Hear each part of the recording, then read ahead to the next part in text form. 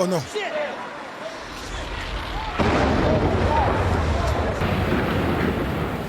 C'était quoi ça?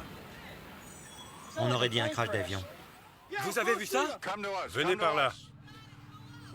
C'était quoi? Quelque chose a frappé le World Trade Center. On était en train de mettre nos chaussures pour aller voir ce qui se passe. Et un deuxième avion a percuté le World Trade Center. On ne sait pas si c'est une attaque aérienne. C'était peut-être un missile. On va aller sur le toit. C'est pas croyable. Je comprends pas. Les trous ont l'air plus petits que les avions. Je crois pas que les tours vont s'effondrer. Elles sont trop solides. Les New-Yorkais assistent au spectacle des tours éventrées. Joanne, vous êtes là? Oui, je suis toujours là. Vous êtes sur un toit avec des voisins. Vous pouvez nous dire comment les gens réagissent autour de vous? Tout le monde est sous le choc. Les gens n'arrivent pas à en croire leurs oreilles et leurs yeux. On voit un énorme panache de fumée qui se dirige vers Brooklyn. On peut même sentir la fumée d'ici. C'est incroyable. L'avion est à l'intérieur? Oui.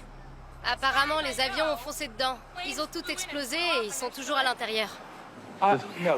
C'est terrible. Je veux dire, j'aurais pu y être. Vous travaillez là? Je travaille au 83e étage de la tour numéro 2.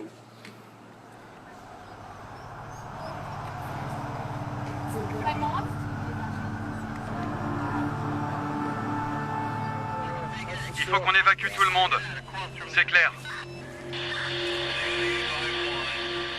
On rappelle toutes les unités. L'immeuble menace de s'effondrer. Au pied de la tour 7, sérieusement endommagée, les sauveteurs doivent évacuer la zone. Mais à 17h20, elle s'effondre.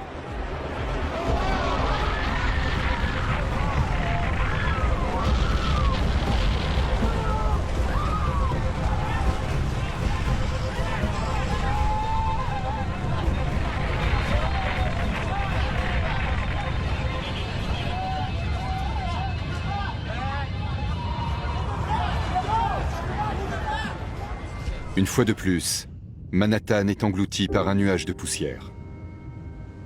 Quand doucement il se dissipe, la skyline de New York a un autre visage. Le World Trade Center se trouvait là.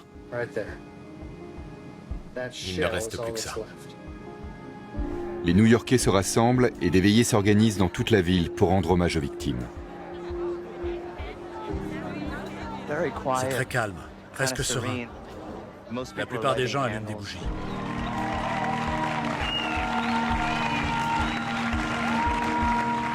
En une seule journée, les symboles de la première puissance mondiale ont été anéantis.